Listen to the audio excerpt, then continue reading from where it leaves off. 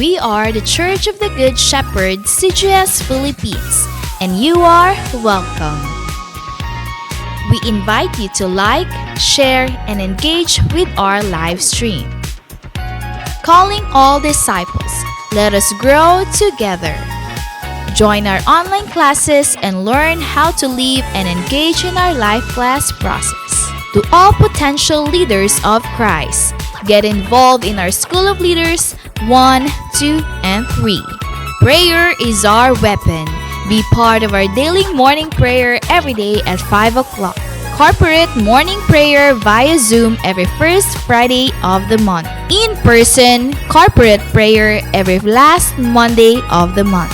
Leaders of this generation, engage in our leaders meeting with our senior pastor, Pastor Rami Hinares Jr., every Tuesday at 7 p.m. Indeed, we are unstoppable, and the church is getting bigger. Again, we are the CGS Philippines, and we have the vision.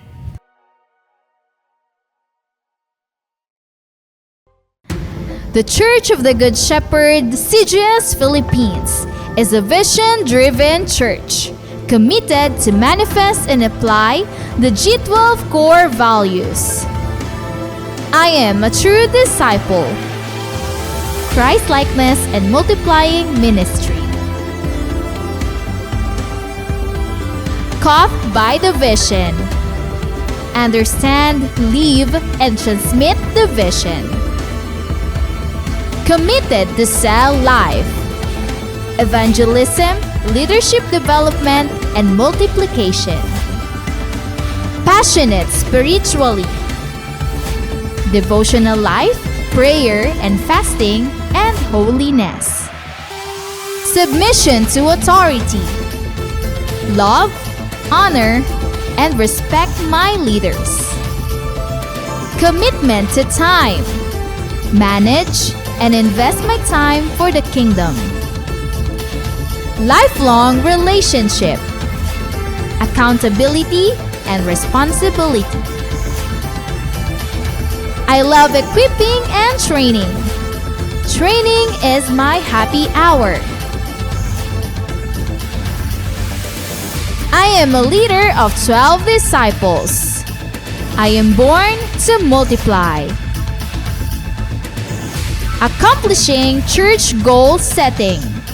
I support, help, and fulfill the goals.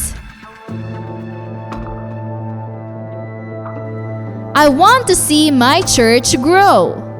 Pray, work, and invest. The importance of young people. I will prepare the next generation.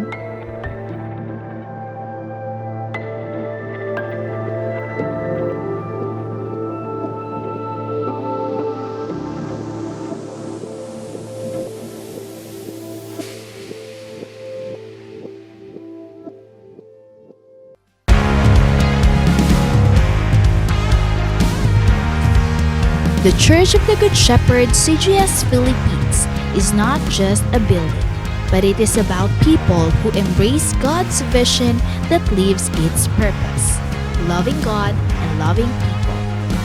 Previous years might be tough years due to the pandemic, but because of God's faithfulness to His church, the vision became even clearer and the calling of His disciples became louder. Through our online platforms, unexplainable breakthroughs become possible, and the church grows bigger and greater. With the help of God's vision manifested to His disciples and leaders, winning people became unstoppable, not just here in the Philippines, but also all around the world. Disciples, leaders, and pastors in different churches became one in spirit to continue to rise up and expand the territory of God's kingdom. As we celebrate and worship the Lord, more than 1,000 disciples woke up early at 6 in the morning for our online simbahay. And to further develop them, more people were involved in the process of discipleship. First in life class, where they learned how to live a life according to the will of God. After life class, To continue the works of God's vision, disciples were trained and equipped through the School of Leaders 1, 2, and 3. Truly, God is faithful and He will not let the church stay ordinary. This year, as the vision goes further, some of the pastors and leaders began to go to the places reached by our online platform. Together with Pastor Rami and Pastor Adele, the church visited some places in the Philippines to connect and expand God's kingdom, the church, and His vision. All these things happens because pastors, leaders, and disciples in different churches and places are committed to prayer every morning and evening. The vision will never stop, and His people will never be silent. It is true, the latter house is greater than the former, for we are the church of the Good Shepherd, and we have the vision.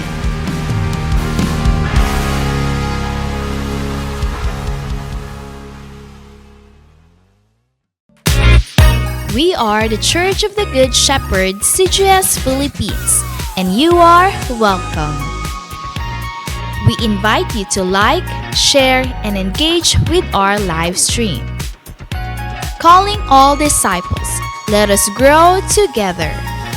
Join our online classes and learn how to live and engage in our life class process. To all potential leaders of Christ, get involved in our School of Leaders 1, 2, and 3. Prayer is our weapon.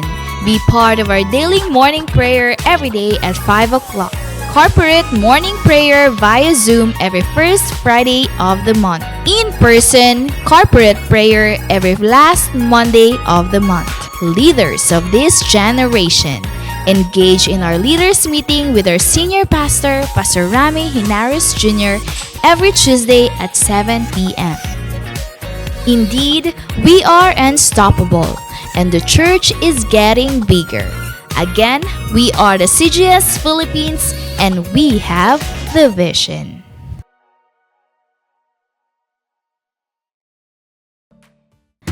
The Church of the Good Shepherd, CGS Philippines, is a vision-driven church committed to manifest and apply the G12 core values. I am a true disciple. Christ-likeness and multiplying ministry. Caught by the vision. Understand, live, and transmit the vision. Committed to sell life. Evangelism, leadership development, and multiplication. Passionate spiritually. Devotional life, prayer and fasting, and holiness. Submission to authority. Love, honor, and respect my leaders. Commitment to time. Manage and invest my time for the kingdom. Lifelong relationship. Accountability and responsibility. I love equipping and training. Training is my happy hour. I am a leader of 12 disciples. I am born to multiply. Accomplishing church goal setting. I support, help, and fulfill the goals. I want to see my church grow. Pray, work, and invest. The importance of young people. I will prepare the next generation.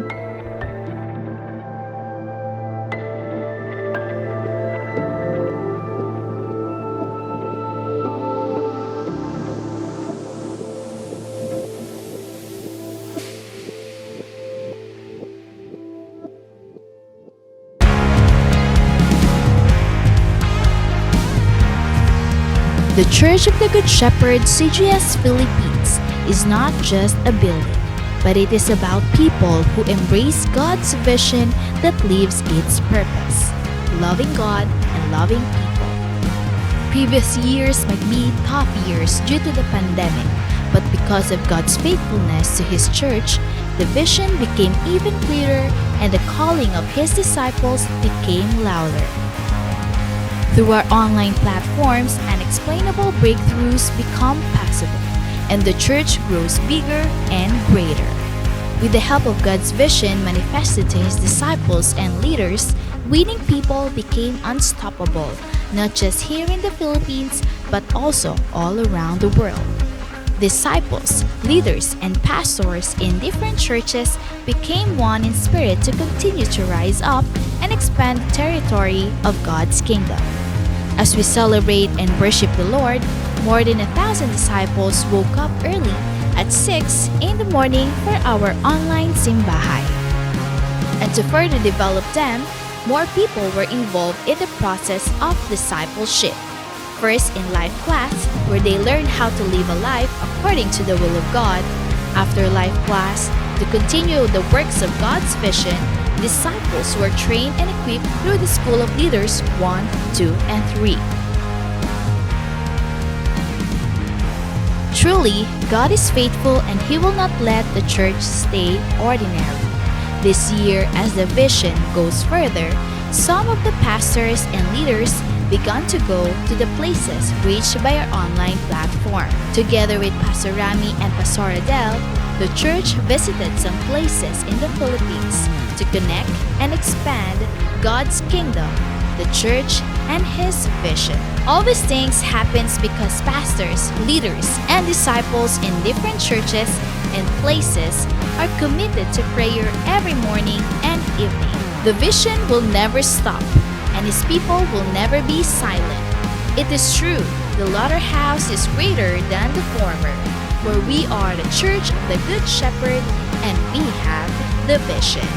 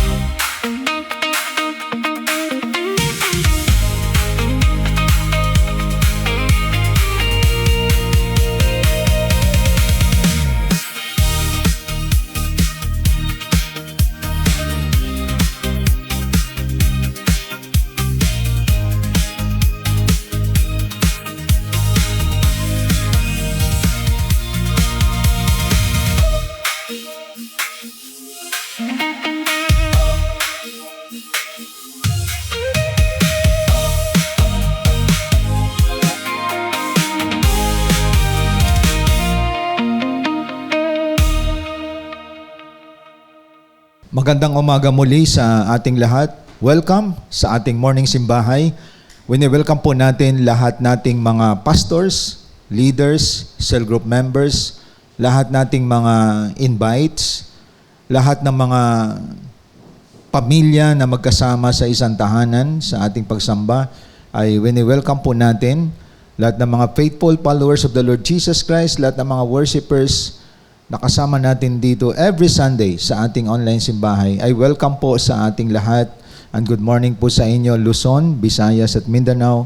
Ganon din po sa lahat nating mga kapatiran na sa abroad, na mga leaders natin, disciples, cell group members, mga followers ng ating Panginoon ay welcome po. And we believe pinag-isa tayo ng Diyos dito sa online platform upang atin siyang bigyan ng parangal sa buhay po natin. Kaya sa oras na ito, lahat po ay ating wini-welcome and good morning muli sa ating lahat. Simulan po natin ang lahat ng ito sa ating pambungad na panalangin. Dakilang Diyos na makapangyarihan sa lahat, nagpapasalamat kami sa panibagong lakas at buhay na pinagkaloob mo sa amin. Maraming salamat sa iyong patuloy na paglingap sa bawat isa, lalo na sa aming mga pamilya at ganun din, O Diyos, sa aming mga personal na buhay na patuloy mo kaming dinadala sa landas ng katotohanan. And I pray, continue to make us fruitful, productive in serving you, O Lord God, and bless all your people na kasama dito sa online platform. Saang location man sila naroroon, saang dako man sila naroroon, Panginoon. We know na you are limitless God. Ikaw ay hindi nalilimitahan. At sa pamagitan ng mga salita, you can change everyone. Kaya mong baguhin ang buhay ng bawat isa sa amin. And continue, Lord God, to minister to us dito sa online platform. Kaya sa iyo na pinagkatiwala ang lahat. In Jesus' name I pray. Amen and amen. Lahat po tayo, mga kapatid, ay atin pong sambahin ang Diyos na buhay, na sa tahanan man tayo, saan man tayo naroroon. At ito ay pangunahan ng CGS Philippines Worship Team.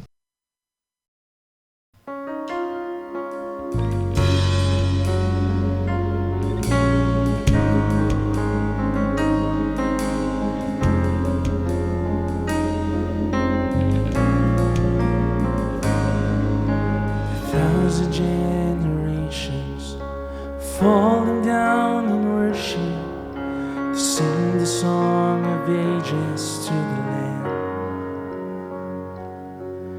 And all have gone before us, and all who will believe will sing the song of ages to the Lamb.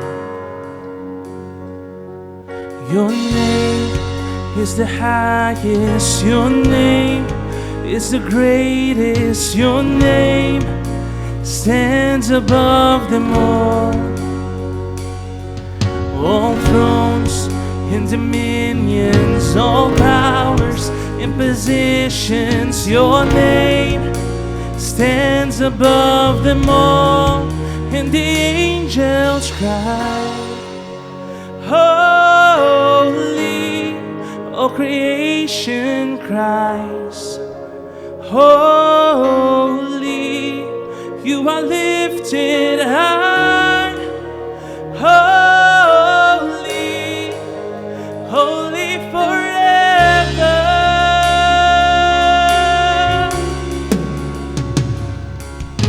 And if you've been forgiven, if you've been redeemed, sing the song forever to the Lamb. If you walk in freedom, and if you bear His name, sing the song forever to the Lamb. We'll sing the song forever and amen. And the angels cry, holy, all creation cries, holy, you are lifted high, holy, holy forever. Be a people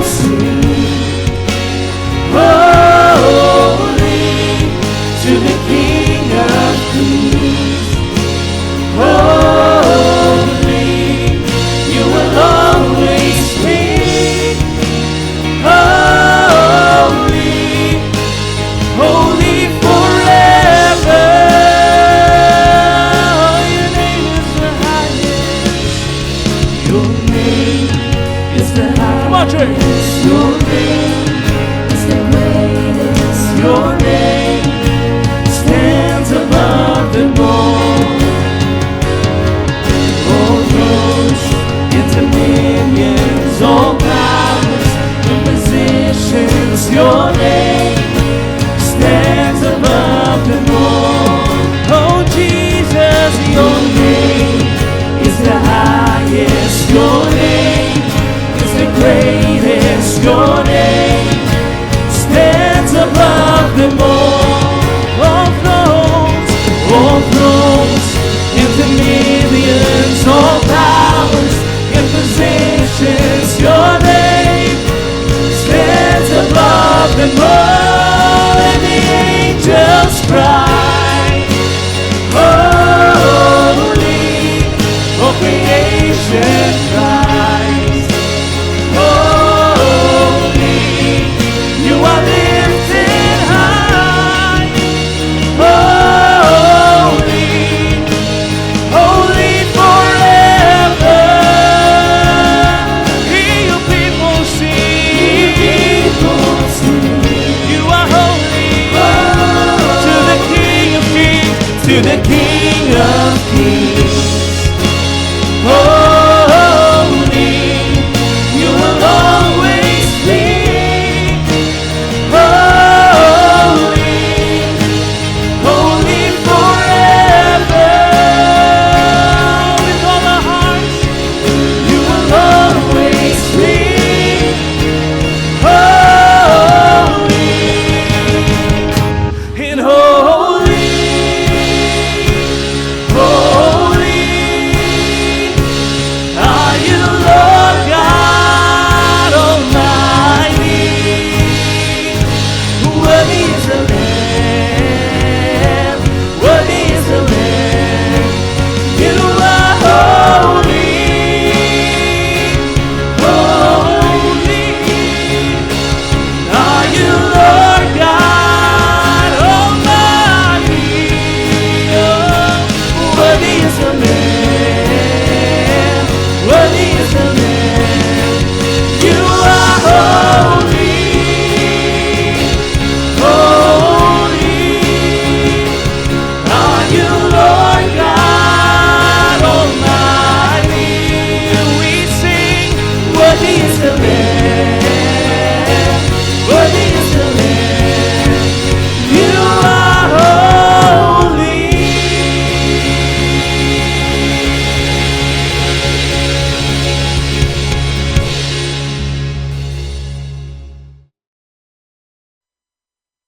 Nagpapasalamat po tayo sa mga mensahe ng awitin na dinala sa atin ng CGS Philippines Worship Team at nagiging bahagi na ng buhay natin. This is our now culture. Culture na po natin na sa ating mga tahanan, andyan yung Bible, ang ballpen at notebook po natin. And wag niyo pong i-allow na may mga tao na magdi-disturb sa atin o kaya pamilya po ninyo ay isama niyo po sa ating pagsamba sa Diyos na pagsasaluhan natin ng kanyang mga salita. Sa umagang ito, ang ating tatalakayan ay tumutukoy po ito sa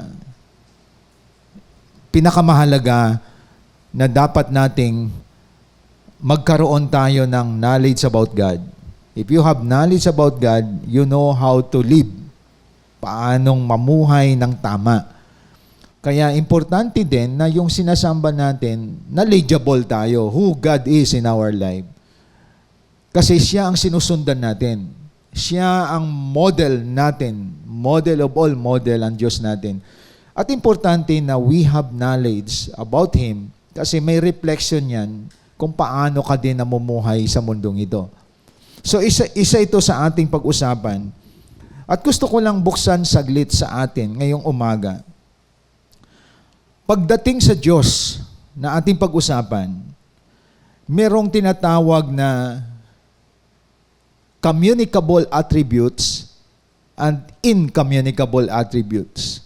Pag sinabi nating attributes, katangian ng Diyos. Pag sinabi nating communicable attributes, katangian ng Diyos na meron tayo. Pag sinabing incommunicable attributes, katangian ng Diyos na wala po tayo. So, for example, all-knowing God, all-present God, all-powerful God, that is incommunicable attributes. Diyos lang ang meron nun. Siya lang ang may kapangyarihan at katangian na meron nun. So, all-knowing God siya, wala tayo nun. All-present God siya, katulad nito, wala tayo nun. Kung saan ka, diyan ka lang. Ang Diyos natin, kahit saang dako, andoon siya. Because He is God.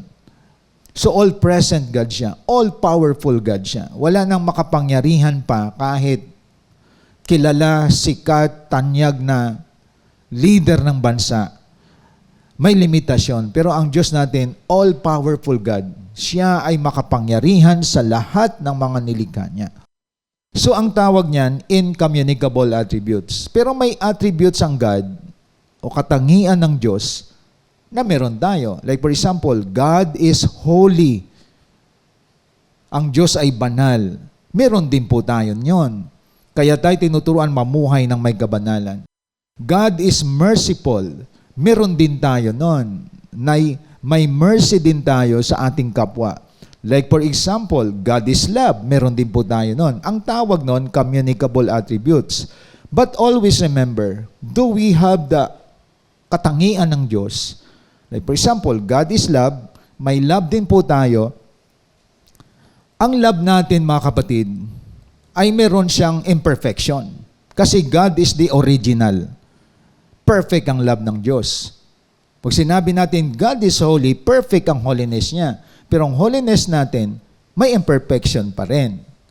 Pag sinabi natin, God is gracious, katangian ng Lord yun. Isang katangian na kung saan may kagandahang loob ang Diyos sa atin.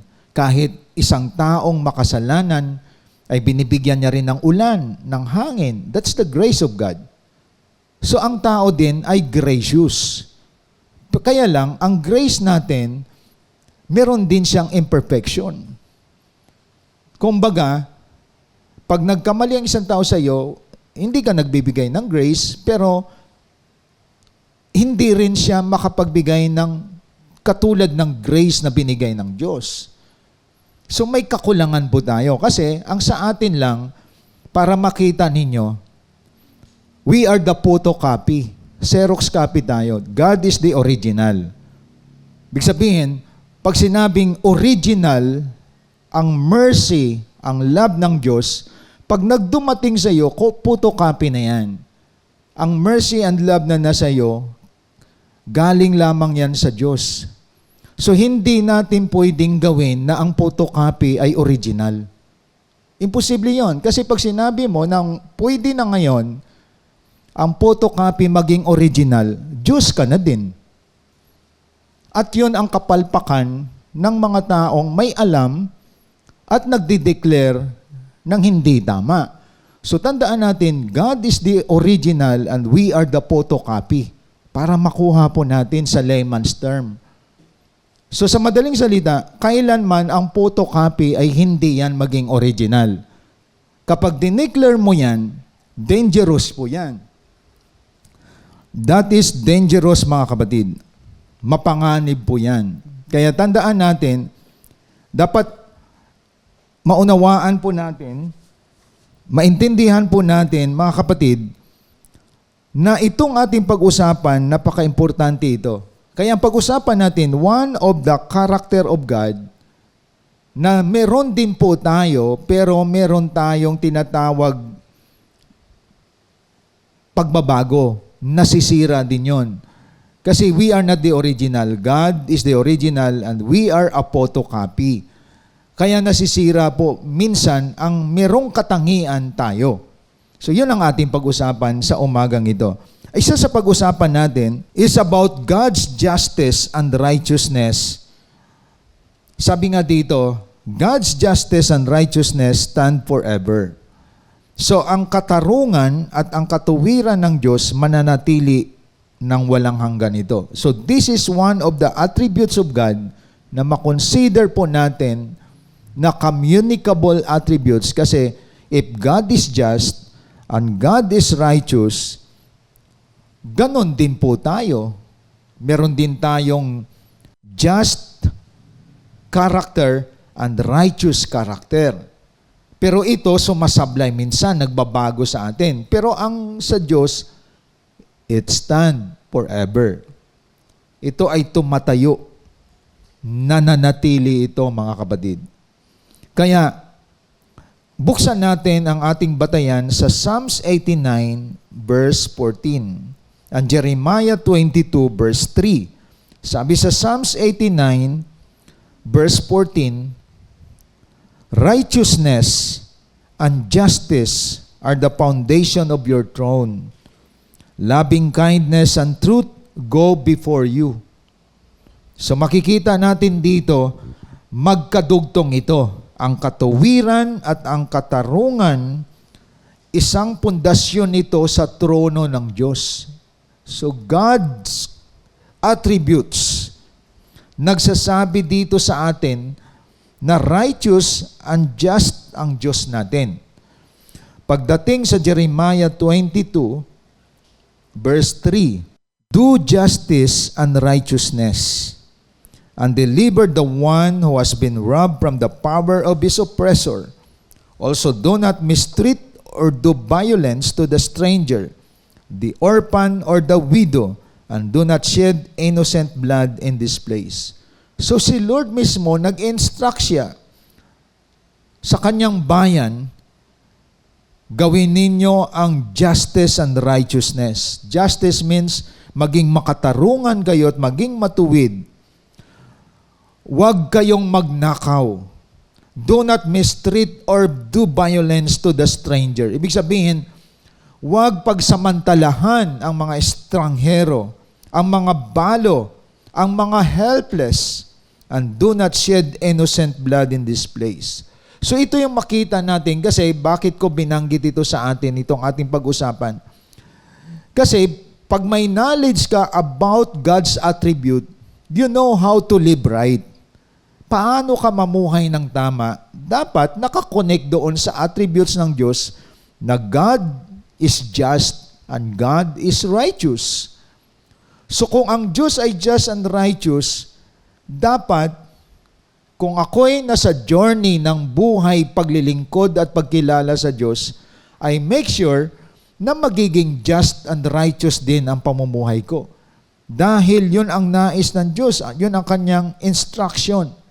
So ibig sabihin, lahat tayong tao na nilikha sa mundong ito, dapat makita natin kung walang hustisya at walang katuwiran na nakikita mo at nakikita natin sa ating kapwa, may Diyos tayong malalapitan. Kasi kung tingnan natin kahit ang mga lawyer ngayon, binabaluktot na nila ang batas. Sinisira na nila ang batas for their own advantage. Buti na lang may Diyos tayo na nalalapitan. Dahil siya ang perfect judge and perfect ang righteousness ng Diyos. Nangyayari yan sa ating tahanan, sa ating community, sa mga company, sa mga negosyo. Umiiral dyan ang mga injustices and wickedness. But we really praise God, there is a higher power. The higher power is God who knows what is right and what is just. That is why that is our theme for today. God's justice and righteousness stand forever. But the justice and righteousness of man, wiggle yan. Nasisira yan, nagbabago. May mga lawyer, may mga matatalinong mga abogado, tatayuan kung ano ang nasa law. Pero kapag may na-attract sa mga wealth, kaya nilang sirain ang batas. Kaya nilang baluktutin ang batas. Sabi nga, mas maraming mga pupunta sa impyerno na mga lawyer.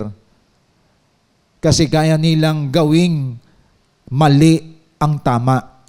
At ang tama, kaya nilang baluktutin at gawing mali.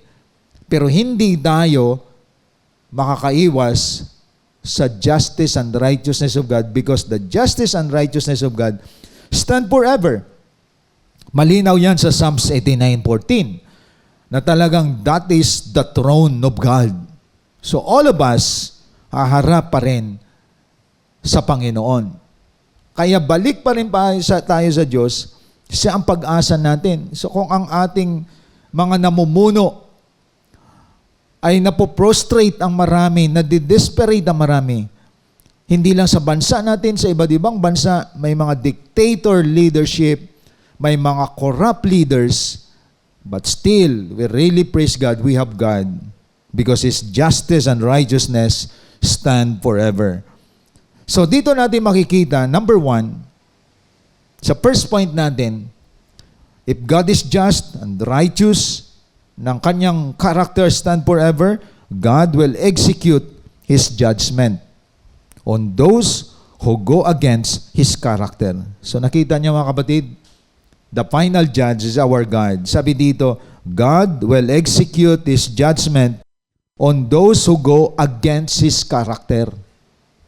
Ang Diyos pa rin ang may final na execution at hahatulan niya ang bumabangga sa kanyang attributes o sa kanyang character. Nakikita niya ang mga tao, ang mga leaders na nilalagay from our family, mga tatay or nanay sa ating community, mga mayor natin, kapitan, pagdating sa ating government, nakikita ng Lord yan. And He will be the one to execute this judgment on those who go against His character. So kung ang mga leader, like sa ating tahanan, sa ating bayan, sa ating community, unjust ang ginagawa nila, tinitake advantage nila ang tao. Sa pamilya natin, ang ating mga parents, kapag hindi rin tama pagpapatakbo ng pamilya, nagkakaroon ng kaguluhan. And God will execute His judgment on those who against His character. If you are against about His justice and righteousness, He will execute this judgment. That is in Proverbs 11:21. Assuredly, the evil man will not go unpunished. So very clear, kapag evil ang ginagawa mo, hindi pwedeng walang kaparusahan yan. But the descendants of the righteous will be delivered. So ibig sabihin, pag sinabing execution of God's judgment, paparusahan niya ang lumalabag sa kanyang hustisya at sa kanyang katuwiran. Those who against His character, He will never allow any injustices and wickedness remain. So lahat ng gumagawa sa kanyang kapwa na ang mali ay naging tama, paparusahan ng Diyos yun. Kasi ang karamihan nakikita natin, kung ang batas ng Diyos sa Biblia at ang batas sa gobyerno ay binabaluktot, may parusa ang Diyos diyan, mga kapatid. That is in Proverbs 11:21 and Proverbs 11:28. Ang sabi po dito sa verse 28, He who trusts in his riches will fall, but the righteous will flourish like the green leaf. Di po ba? Ang nagtitiwala sa kayamanan, anumang yaman na meron ng isang tao, babagsak yan. Dito nagkamali ang mga tao na sumandal sa kayamanan. Pero ang isang matuwid, the righteous will flourish like the green leaf. Ibig sabihin, patuloy na maging matingkad, patuloy na nabubuhay ang isang matuwid, katulad ng berdeng dahon. Ibig sabihin, may life sa isang righteous person, pero may death sa isang wicked person. Sa mga gumagawa ng wickedness, because the opposite of righteousness is wickedness. At dito, ang execution ng judgment ng Diyos ay mararanasan ng mga taong gumagawa ng hindi ayon sa karakter ng Diyos. That is in Proverbs chapter 3, verse 33. The curse of the Lord is on the house of the wicked. Ibig sabihin, may sumpa ang Diyos sa gumagawa ng unrighteousness or ng wickedness. but He blesses the dwelling of the righteous. Kaya pansinin ninyo mga kapatid, ang buhay natin dapat nasa panig ng karakter ng Diyos. Kasi may epekto yan sa pamilya natin. Sabi diyan, pinagpapala ng Diyos ang mga nabubuhay sa katuwiran. Pero may sumpa ng Diyos sa bahay ng masama. So nakita po ninyo mga kapatid, hindi pwedeng itago ang wickedness as if you are righteous. Hindi pwedeng baluktutin ang batas as if it is tama. At ang Diyos hindi siya papayag dyan. Parang katulad nito, binabastos mo ang magulang mo pero binibless ka ng Lord. Hindi po pwede yun. Nakikita ng Lord, wala kang galang sa parents mo. Minumura mo parents mo. Ang mangyayari nun, pusong ina ka o kayong mga magulang ay may habag sa anak nyo kahit na niluluko ka na ng anak mo. Pero ang Diyos, mag-i-execute siya ng judgment. Ang anak na walang galang sa magulang, maging miserable buhay nun. The curse of the Lord is on the house of the wicked. Ganon din. So nakikita po ninyo mga kapatid, even sa bansang Pilipinas natin, nakikita natin kung ang mga leaders, for their own interest, babaluktutin nila ang batas, pati pamilya nila magsasuffer nun. And wala silang kapayapaan nun. Kasi may Diyos na makapangyarihan na hindi siya pwedeng i-bribe. Hindi siya pwedeng suhulan. Pakibaluktot nga ng batas, gawin mo ang tama na maging mali at ang mali maging tama. So nakikita natin mga kapatid, sa Bible, it is final. Even in our Constitution, final na yan. Pero pag yan ay binabaluktot at maging selective lamang tayo sa gusto natin for our own advantage, even sa Bible, selective ka lang, hindi rin maging magandang epekto yan sa buhay natin. So as disciple, leaders, followers, o kayong nandito mga listener, make sure na ang katangian na meron ka, makatarungan ka at matuwid sa harapan ng Diyos. Kung may mga empleyado ka, you don't take advantage of them. Kung may employer ka, you don't take advantage of your employer. Kumbaga, hindi ka dapat nagnanakaw ng oras. May mga empleyado na pumapasok sa company 8 oras pero puro Facebook pala sa laptop. Sinuswelduhan din sila ng company. So, paparusahan tayo ng Diyos yan. Akala mo may nagtatrabaho, yun pala marami pa siyang ginagawa dyan sa nagtitiktok pa lang isang empleyado. So, hindi ka rin pwedeng magbawas ng sweldo sa mga empleyado mo kung tama naman dapat sundin ang batas. So maraming empleyado ang mawawala.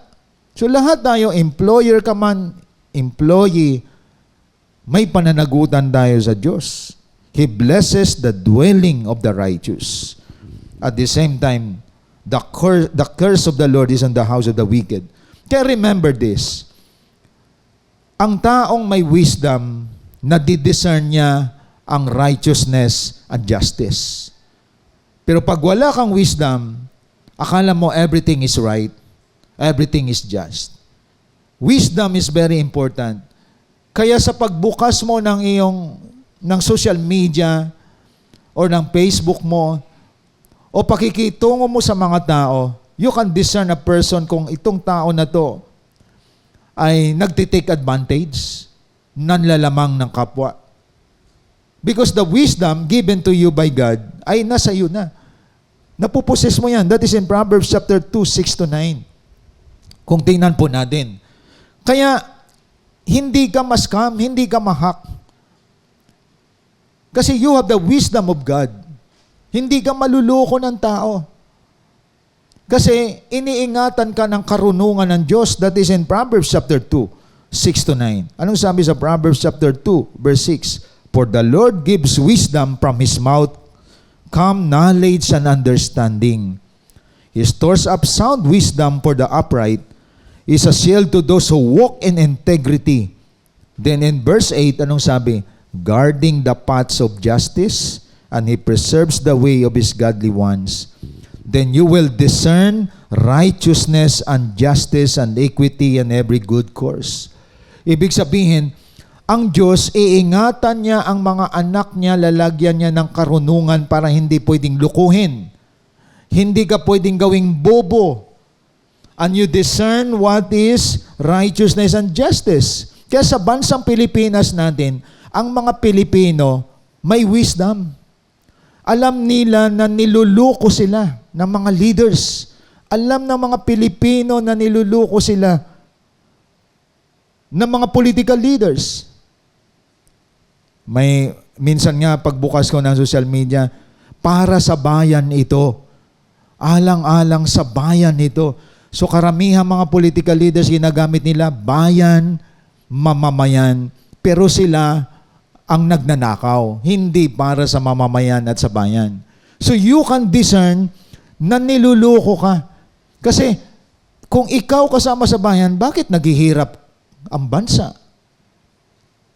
As a whole. So makikita po natin, you will discern righteousness and justice, mga kapatid. Ang bansang Pilipinas, napakayaman. Sobrang yaman ang bansang Pilipinas. Pero ang bansang Pilipinas, madami din na mahirap. Kasi may sablay ang mga nasa leadership. There is no justice and righteousness, but praise God. God will execute His judgment on those who go against His character. So ang malalapitan na lamang ng mga tao, even Filipino people, ay ang Diyos. Panginoon, ayusin mo bansa namin. Ikaw nakakaalam sa mga nagnanakaw sa aming bayan na para ito sa buong mamamayan na mga taong ito na nilagay as if may habag sila pero wala. Parang ginahasa na mga Pilipino sa ngayon. Dahil kung para sa community, para sa maraming tao, isa lang, dalawa lang ang nakikinabang nito. But we really praise God because God will execute His judgment on those who go against His character. So nakita po natin, we really praise God dahil may social media. Kahit sa mga mainstream media, makikita natin talagang hindi balanse na ang mga balita. But we really praise God, maraming matatalino at magagaling na Pilipino na kahit ang isang lawyer, baluktutin man niya ang sistema ng batas, you can discern that because you have the wisdom and you have the discernment what is right and what is wrong, what is just and what is righteous. Kaya dapat makita natin to mga kapatid. Mahal ng Diyos ang ating bansang Pilipinas. At isa ka sa nakaka-discern kung ano ang mga mali at tama sa pagpatakbo ng ating bansa. Bakit ko sinasabi to? Kasi palagi nating sinasabi, for the next generation. May mga anak kayo, may mga apo kayo.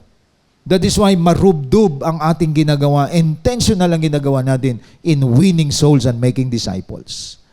Na ang tao dapat sa Diyos bumalik, turuan na mamuhay ng just and right in the sight of God, in our family, in our community. Kaya ang mga bunga kapag wala tayong winning soul, making disciple, nagiging unrighteous at nagiging wicked ang mga nasa leadership. Kasi walang tanim ng salita ng Diyos. Kaya yun ang number one na kailangan sa ating mga school. Taniman ng salita ng Diyos ang mga anak, ang mga bata. So nakita po ninyong kahalagahan ng ating pinag-usapan. God will execute His judgment on those who go against His character. Number 2, God's righteousness, justice stands forever. Number 2, this is the reason why. Because God will never allow injustice and unrighteousness to reign. Alam ninyo mga kapatid, hindi patatagalin ng Diyos kapag sa isang bansa, sa isang pamilya, sa isang community, nagahari ang hindi matuwid at walang makatarungan na pamamahala. God will never allow injustice and unrighteousness to reign forever. To reign forever. Hindi siya magro-rule forever. Wala pang nasa kasaysayan, wala pa sa kasaysayan na naging forever ang wickedness and unrighteousness. Wala pa yan sa kasaysayan na nangyari. Pero sa Old Testament, hindi nagtagal, siya ay nawala, nag-vanish away, dahil kay Moses, natalo siya. Kapag balikan natin ang kasaysayan ng buong mundo, si Adolf Hitler, nilalagay niya sa isang place ang mga Jews, nakahubad. Kung mapanood natin ang mga true story nito, ilalagay niya sa isang hurnuhan at susunugin sila sa isang place na yan. Ganon kalupit si Adolf Hitler. Pinapatay niya lahat ng mga Jews. At ang nangyari, hindi nagtagal, namatay na rin si Adolf Hitler. Pero ang kasaysayan niya, isa siyang malupit na leader. Because God will never allow injustice and unrighteousness to reign forever. That is in Psalm 145 verse 20. Anong sabi sa Psalms 145 verse 20? The Lord keeps all who love Him. Iniingatan ng Diyos ang mga nagmamahal sa Kanya. But all the wicked, He will destroy. Sisirain ng Diyos ang lahat ng mga wicked people. Leaders or not leader. Ibig sabihin, if you do wickedness here on earth, this is the place of God. Kahit ikaw pa ang pinakahari ng bansa, God will destroy that person. Ikaw pang pinuno ng isang bayan. Sabi sa Psalms 145:20, all the wicked, He will destroy. Inaabuso mo ang tao, inaabuso mo ang taong bayan, God will destroy you. Inaabuso mo yung pamilya mo, may mga tatay na sila ang pinuno ng tahanan, sinusuntok ang kanyang asawa, sinasaktan ng mga anak paglasing. Hindi magandang leadership yan sa tahanan. God will destroy that person. Nakita niyo mga kapatid? You abuse your family, God will destroy you. God will never allow injustice and unrighteousness to reign forever. So yung mga battered wife, tandaan natin to. Paparusahan yan ang mahal na mahal mong husband dati. Di ba? Nagkamali ka ng iyong kinuha, yung partner na yan, i-destroy ng Diyos. Sa tahanan, may mga nagdodroga pa at dinidependehan natin sometimes ang family natin kahit mali ng ginagawa. God will destroy that family. Kasi gusto ni Lord nagre-reign sa pamilya righteousness and justice. So kaya pag ang tatay, ang nanay nakakilala kay Lord, nagre-reign ng justice and righteousness. And God will bless that family. No? So mapapansin natin, lahat tayo dapat, we live righteousness and justice. If there is no righteousness and justice in our family, it will not last. Kaya maraming pamilya nasisira, maraming pamilya nawawasak, because God will never allow injustice and righteousness to reign forever. That is in Proverbs chapter 10, verse 7. Anong sabi sa Proverbs chapter 10? Verse 7. The memory of the righteous is blessed, but the name of the wicked will rot. Mabubulok ang mga taong wicked. Ibig sabihin, hindi yan magre-reign forever. 27 of Proverbs 10:27. Ang sabi po dito, the fear of the Lord prolongs life, but the years of the wicked will be shortened. So this is very clear. Ang mga wicked people, halimbawa, leader ka ng isang community, leader ka ng bansa, hindi ka maging forever dyan. Isu-shorten ni Lord yun. Tandaan natin, ganun din sa ating pamilya. Kung may mga battered wife, hindi maging forever yung husband. Mga lalaki, Parang ganito yan mga kapatid. Naglalasing ka, nagsusugal ka. Tapos sabihin mo, binibless ka pa din ni Lord. Injustices kay Lord yan. Kaya pansin nyo, maraming lalaki ang namamatay. Kasi akala nila, kung mamamatay ka talaga. Sa halip na magprolong pang buhay mo ng 20 years, naging 2 years na lang. Kasi sugapa ka sa alak. Sugapa ka sa sugal.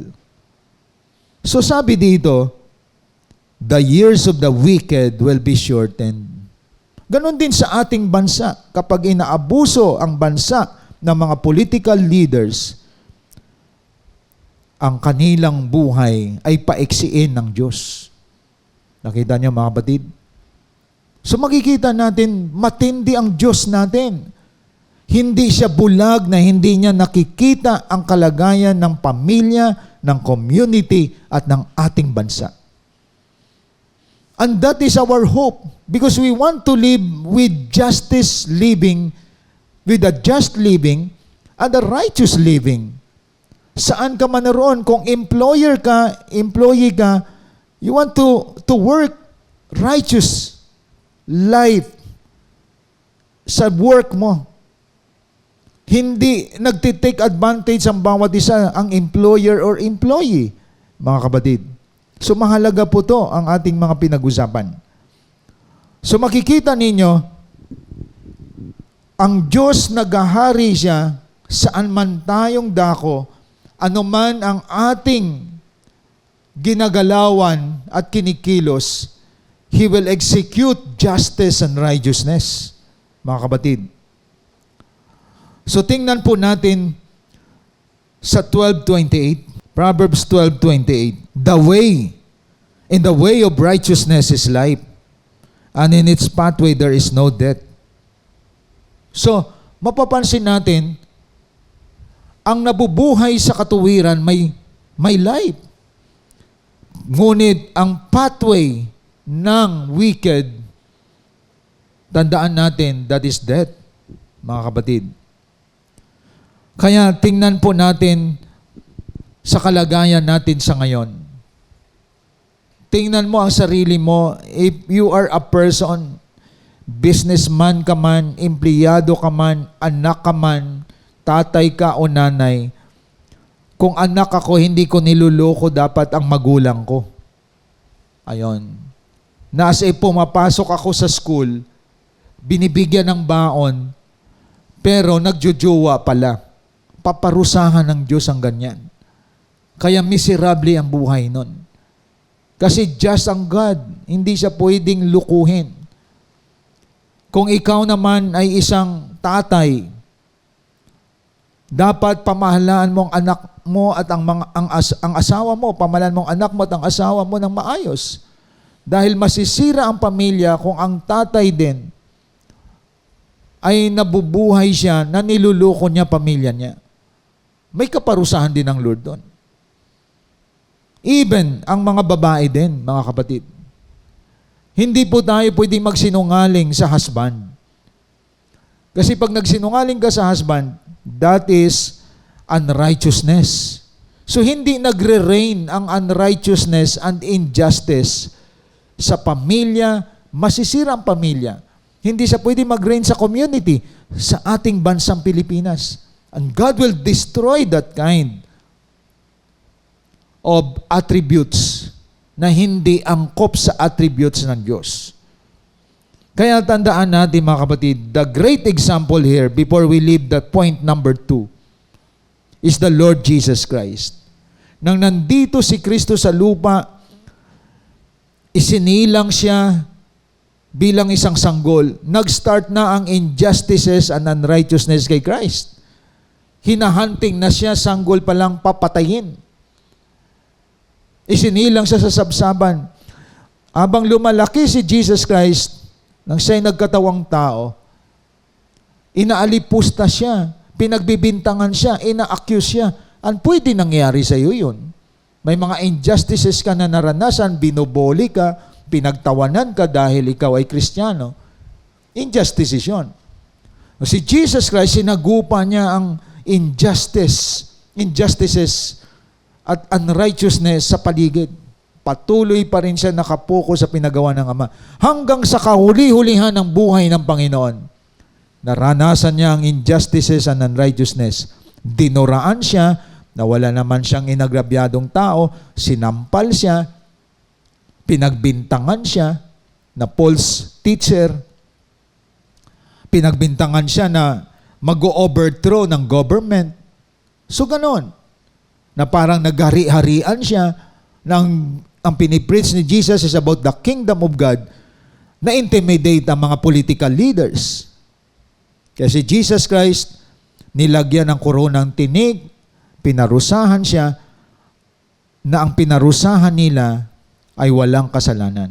That is the injustices and unrighteousness. So Jesus is the best example na biktima ng injustice and unrighteousness. Pero kung tingnan natin ang Biblia, God exalted Him above all. Nabuhay siya mula sa libingan ng mga patay. At tinawag siya King of Kings and Lord of Lords. At lahat ay sasamba sa Kanya. Ibig sabihin, hindi nagtagal ang injustice and unrighteousness na nag-reign forever kay Jesus Christ. Siya ay nagtagumpay at sa Kanyang tagumpay, isa tayo sa nagiging benefit nito. So, ang lesson nito, ang lahat ng kalukuhan, kapalpakan, kakurakutan, katiwalian ay hindi magtatagal kapag nagre-reign sa ating bansa. Aalisin lahat ng Lord yun. At kung ikaw nakaranas ng binoboli ka, tinatawanan ka, kinukutya ka sa pagiging Kristiyano, kalaban nila ang Diyos dyan. Kinakantsawan ka kasi born again ka. As if sa ibang mundo ka nakatira. Ang kumakantyaw sa iyo, babayaran niyang ginagawa niya sa iyo. Ang mga nagbabaliwala sa salita ng Diyos at nire-reject ang salita ng Diyos, ang Diyos ang magpaparusa nun. Kasi, ang nagtuturo, matuwid ang buhay, katulad sa iyo. Pinagtawanan ka. Pero time will come, at the end of their life, hahanapin ka nila na ikaw ay tama. Because God will never allow injustice and unrighteousness to reign forever. Tandaan natin yon, mga kapatid. Maraming mga tao, akala nila sa kanilang wicked ways, sa kanilang unrighteous way, magtatagal sila. Tandaan natin, from history to history, hindi na makikita ang mga taong gumagawa ng kasamaan, ng kalukuhan. Pero ang gumagawa ng tama, inaangat ng Diyos, and it shines like star in the universe. Ito yung mga nagbabahagi ng mabuting balita. Ito yung mga nagdi-disciple. Ito yung lumuluhod kapag manalangin sila. Ito yung umiiyak sa Panginoon sa mga injustices and unrighteousness na naranasan nila. Maybe, as an employee, as a student, as a wife, or as a child, maaring may mga nangyayari na napapansin mo, maraming injustices kang naranasan. But God will repay sa nangyari sa iyo. Sabi nga ng banal na kasulatan, vengeance is mine, not yours. Si Lord ang gaganti para sa iyo. Because God will never allow injustice and unrighteousness to reign forever. Hindi mo pwede tinagi ng Diyos. Pero itong mga lawyer na to, kaya nilang baluktutin ang batas. Saan ka nakakitang original na raw ang photocopy? Yun ay pagbaluktot sa batas, mga kapatid. At kapag yan ay tinanggap ng isang tao, pwede na lahat ng photocopy ay original. At babangga yon sa pinapaliwanag natin. We are the photocopy and God is the original. We cannot make the photocopy original. Kasi pag original na tayo, Diyos na rin tayo, mga kapatid. Kaya dito nyo makikita ngayon, we really praise God because we know God and His character, we have the knowledge about Him, we have the higher power na doon na tayo nakasandal sa Kanya, and you understand everything. You can discern what is right and what is wrong. Because you have the wisdom from above. Nakita niyo mga kapatid? So it is very important as we go on sa journey natin bilang mga disciple, anak ng Diyos, nakakilala sa Panginoon, hindi ka dapat naguguyo, niluloko. Kahit na yung tao na kaharap mo, napakatalino niya, pero mangmang sa harapan ng Diyos. But still, the final say is the Word of God, mga kapatid. Kaya kung tingnan natin, wala yan sa degree sa time natin sa ngayon. Ang ating iasamin palagi, Lord, katalinuhan galing sa langit, ibigay mo sa amin, ibigay mo sa akin, para hindi ako maluko, hindi ako maguyo ng mga tao na nasa paligid. Nakita niyo mga kapatid, kasi nagaanyong mabait ang kadiliman. Tandaan natin yon. So dito nakikita natin, we really praise God dahil ang Diyos natin is a God na just and righteous, na nananatili ang kanyang katangian at hindi kaya niyang i-compromise ito. Number 3, God will bless those who align themselves with His justice and righteousness. May pagpapala ang Diyos sa mga naka-align ang sarili nila sa katarungan at katuwiran ng Diyos. Ibig sabihin, kung ang Diyos natin just and righteous, dapat mamuhay din akong just and righteous. Naka-align dapat ang buhay ko ayon doon sa katangian ng Diyos. Dahil hindi ko pwedeng banggain ang Panginoon sa kanyang katangian. So dapat, hindi ka nangungupit. Dahil ang Diyos hindi yan nangungupit. Hindi ka nagnanakaw, hindi ka nagsisinungaling kasi ang Diyos hindi nagsisinungaling. Yun ibig sabihin, align yourself. Mga reporting, huwag nyo lukuhin ang mga report nyo. Huwag parang as if to protect yourself na you're okay. So mag-report ng tama, mga kapatid. Even sa school natin, huwag tayo mangudigo. Dahil that is unrighteousness. Huwag magsinungaling. Huwag manluko ng kapwa. Kasi mananagot tayo sa Lord. So kung ang Diyos ay righteous, you must live a righteous life. Kung ang Diyos ay just, you must live a just life. Dahil He will bless those who align with His character. Like what I said, no one can bribe God. Hindi natin pwedeng lukuhin ang Panginoon. Proverbs chapter 10 verse 24. What the wicked fears will come upon him, but the desire of the righteous will be granted. Di ba? Napakalinaw. Alam nyo, ang mga gumagawa ng wickedness, may takot sila na baka mabisto sila. May fear palagi kasi you know, you are God conscious kahit na wicked ka kasi Diyos ang nanglikha sa iyo. So may fear ang isang wicked na baka mahuli siya, baka maparusahan siya. Sabi dito, what the wicked fears will come upon him. Mangyayari talaga yon. But the desire of the righteous will be granted. Kaya alam ninyo, ang maganda, kapag naka-align ka sa Lord, you live a righteous life, you are honest before God. You are honest disciple before God. You return what belongs to God. Tandaan natin yon. Magpasa ka man ng prayer, tama report mo. Numbers of your disciple, tama din. Your desire will be granted. Kaya ka fruitful. Kaya ka nagbubunga ng sagana.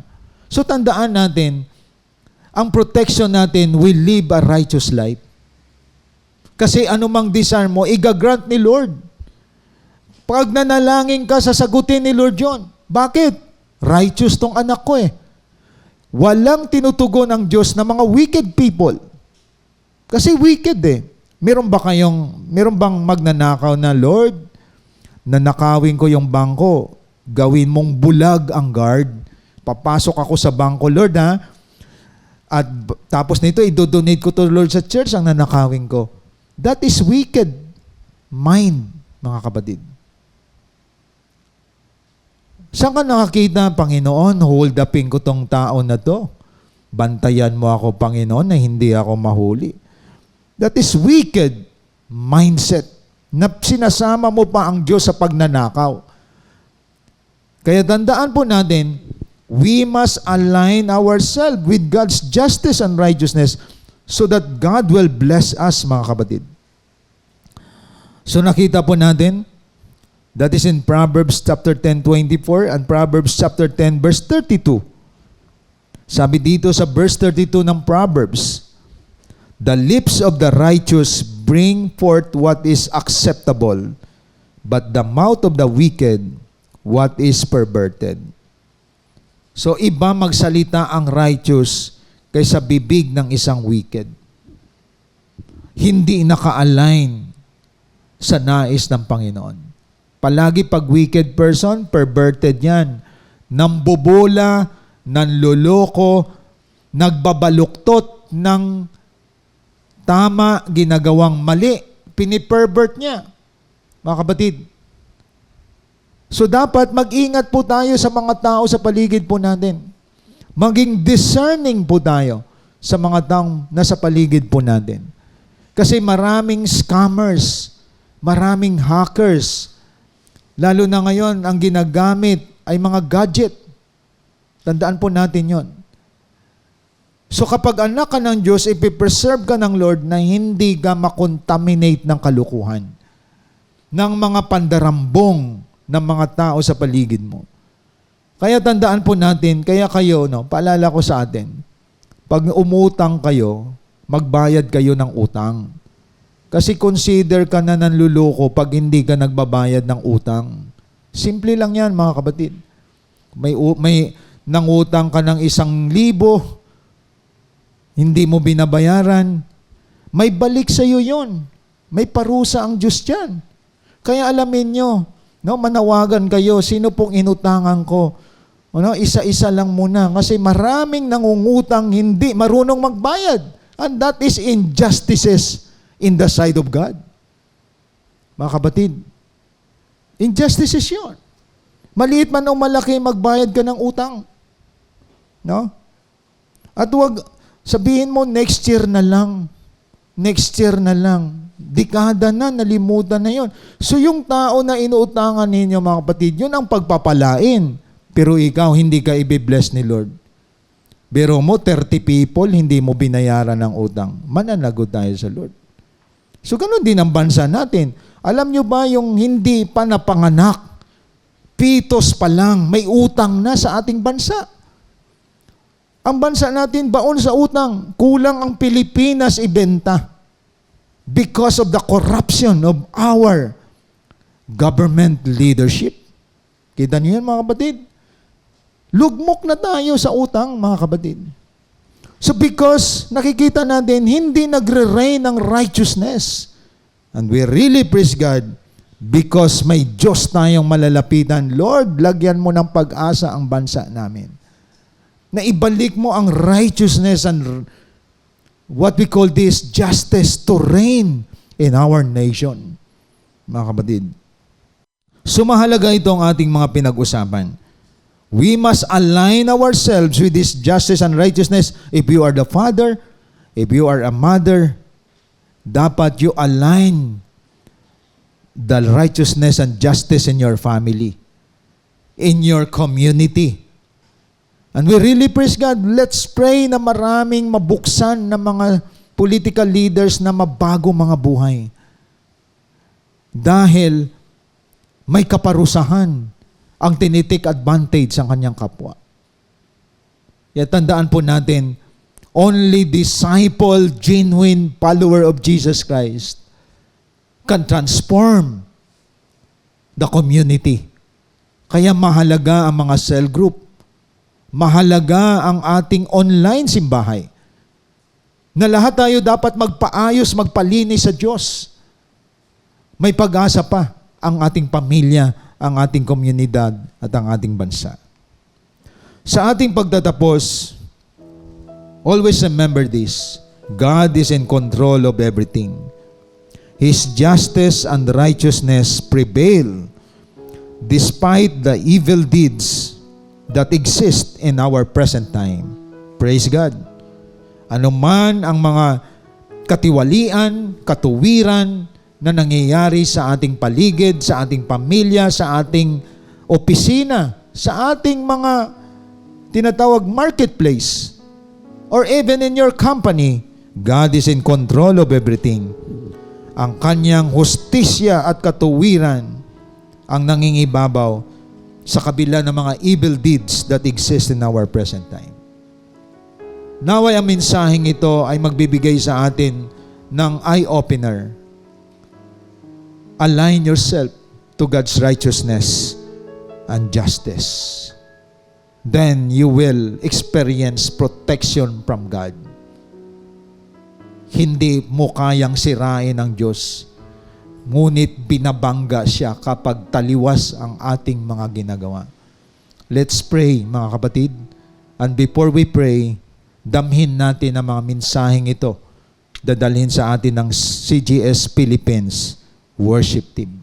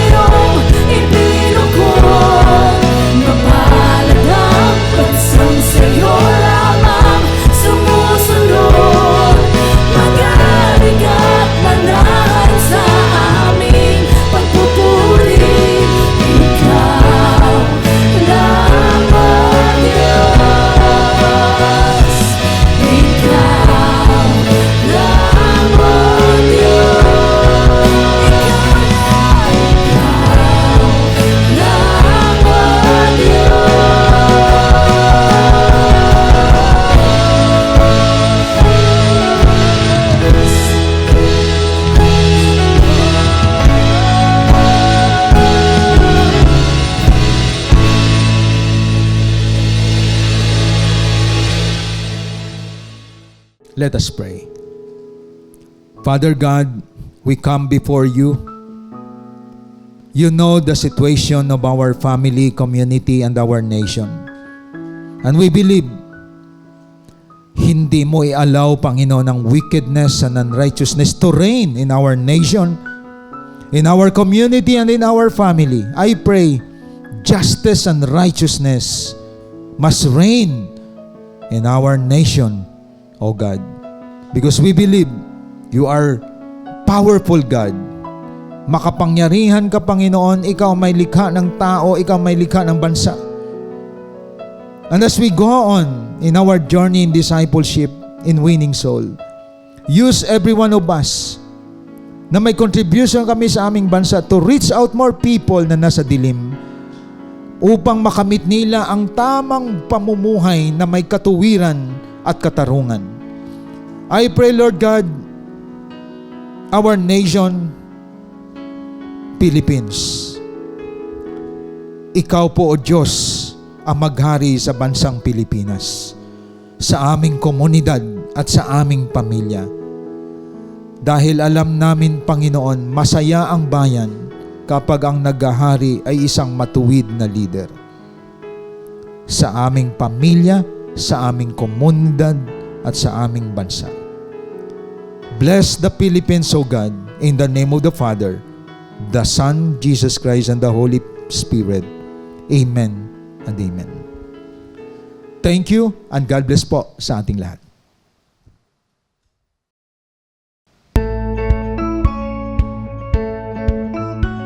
Hope you've been blessed by the message of God today as we continue to extend our calling in loving God and loving people, even in online, and keep you more updated to our journey in God's vision. Connect to us wherever you are. Like our Facebook page, follow us on our Instagram account,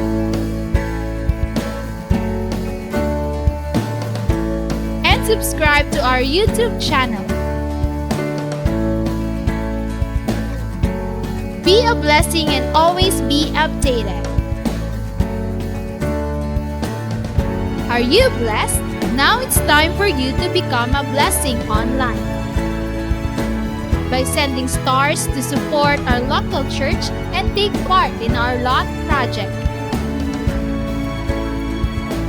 And be a cheerful giver through sending your tithes and offering to our GCash account.